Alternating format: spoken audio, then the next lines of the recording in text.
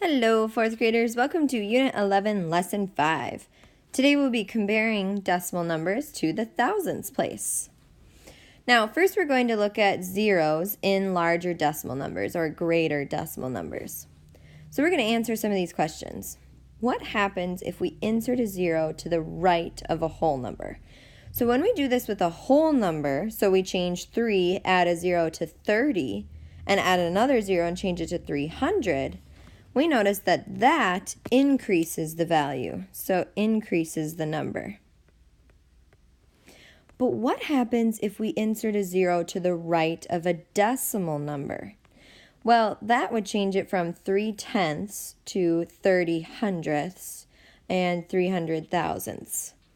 Well, check it out, fourth graders. 3/10 is equal to 30 hundredths. I would just have to take times 10, fair treatment, and boom, it's equal.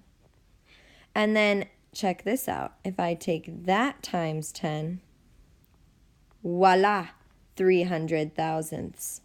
So these are all equal. When you add zeros to the right of a decimal number, it doesn't change the value.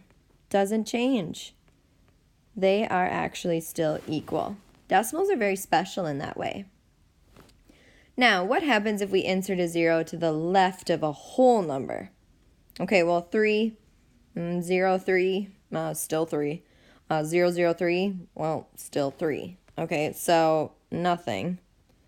It doesn't change. But check this out. What happens if we insert a 0 to the left of a decimal number just after the decimal point? So let's say we had 3/10, but then boom, I popped in a 0, and now it's 3 hundredths. Okay, well my money just went from 3 dimes to 3 pennies. Hold up. And then if I put in another 0, then I only have 3 slivers of a penny, and I've already lost them, I'm sure. So that actually changes it and decreases the value. Because I went from 3 dimes to 3 pennies. Really what I want you to pay attention to is where you put a 0 can make a difference. And in other times, like after the decimal numbers, it doesn't change. So just be careful. Watch out for those tricky situations. Now, adding decimal zeros can come in really handy. Kathy had to compare some decimal numbers. She used what she knew about adding zeros to decimal fractions without changing their value, so putting them on to the right. Discuss why her solution is correct. So she had to figure out this problem. Which of these numbers is the greatest? 35 hundredths, 318 thousandths, or 4/10ths? So she actually added zeros on to the end of the decimal numbers, which remember, does that change its value? Adding it on to the very end does not change its value, but it does help you line up your numbers to compare easier. So with those places aligned, with the extra zeros added, we can easily see which is greatest. 400 thousandths is bigger than the other two decimals. So this is a technique that she used to figure out which number of these decimals was greater. So let's take a look at these decimal numbers below. We have 36 hundredths compared to 82 hundredths. Now, so far, those places match up, so I don't need to add any zeros to compare. 3 dimes versus 8 dimes, 82 hundredths is greater. But now, when I'm comparing 405 thousandths, and I know that's in the thousands place because of my handy-dandy trick, compared to 62 hundredths, some people might be tempted to say that this number is greater. The reason they see that is they think, oh, it's longer, it has more, but that's not the case. I can add a 0 onto the end of 62 hundredths. Doesn't change the value. Now it's 620 thousandths, which is again equivalent. I would just have to take it times 10. Now, 620 I can easily see is larger than 405. So again, you could also look right next door, 6 dimes versus only 4 dimes. So that's greater. Now I have 98 hundredths compared to 7/10ths. Right away I see the 9 is more than the 7. But for some kids, they really like to have it equal and lined up perfectly. So if you compare 98 hundredths then to 70 hundredths, you can see that the 98 hundredths is clearly larger. Now this one right away, 2 and 3/10 compared to only 95 hundredths. 0 out front versus a 2. Boom, the $2 automatically wins. So 2 and 3/10 is right away greater. So now we have a table that shows the lengths of some common insects in inches. We're going to list the insects in order from largest to smallest. So largest on top to the smallest.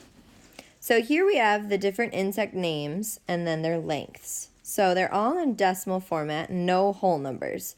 So I'm going to look into the tenths place next. So I'm just going to go through and underline the tenths place so I know to focus on that one. So we have 2, 0, 1, 7, 8. Holy cow. Okay, so we've got some big ones down below here. 2, 0, 1, all small, but a 7 versus an 8. Okay, right away, the bumblebee wins. An 8 is larger than any of the other tenths places. So bumblebee is the largest. So now that I'm done with the bumblebee, I'm just going to cross it out so I remember I've used it. Now, still comparing the tenths place, 7 is larger than any of the other numbers. So 7/10 would be bigger. That's like having 7 dimes versus only 1, 0, or 2. So cricket is the next largest in line. So once I've written that down, I'm going to go ahead and cross it out. So we can still compare with our tenths place. So a 2 is bigger than a 0 or a 1. So the ladybug would come in next. And then again, once I've written it down here, I can cross it off my list. Then I look back and see a 1 is greater than a 0, so mosquito is next. Oh, mosquitoes. With summer approaching, I'm not looking forward to seeing them, but I am looking forward to that sunshine. So then I'll go ahead and cross it out, which leaves me with the last one, an aphid. Now, I didn't even have to go past the tenths place. But do realize, 4th graders, if you had any numbers that were the same in the tenths place, then you'd have to go into the hundredths place to look and see. But this time, I didn't have to do that, which is fabulous. So I have all my insects in order from largest to smallest. This next part says to circle the number in each group that does not, keyword, have the same value. Value is a fancy word for like the same, is it the same number as the others? All right, so let's look at our spy glasses on. So 29 hundredths, 290. Okay, so they put the 0 on the end. That doesn't change the value. Whoa, 209? That's way different than 290. Okay, so right away my radar goes off for this one. And then 0.29, that's still the same as just 0.29. So this one's for sure the different one. Taking 209, way different than 290. Okay, so that one's the wrong one. All right, let's do the next one. 7/10, that's the same as 70 hundredths because that's another way to write that decimal. No whole number, so they match so far.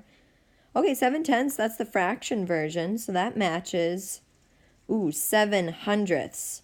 That'd be like 7 pennies versus 7 dimes. Okay, so that one's different. Get out of here. 7 pennies. I'd rather take the dimes.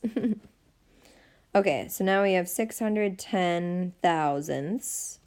Okay, these two are different. 601 is different. So now I have to look and see what... Okay, 61 hundredths.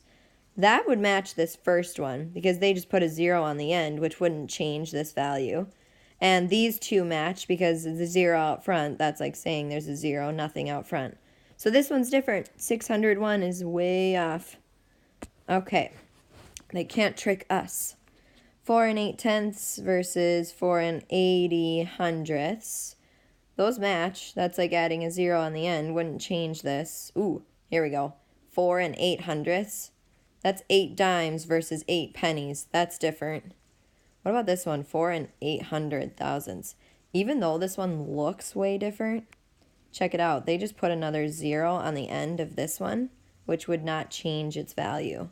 So this one's the different one. They put the 0 in the wrong spot. Phew. All right, kids, it's your turn to try this on the ticket. You're going to insert the less than or greater than sign to make a true statement. Basically, figure out which one's greater. So you have a few decimal numbers down below. Some of them have whole numbers. So just be careful as you're going through to compare which one is greater, or you might even discover that some might be equal.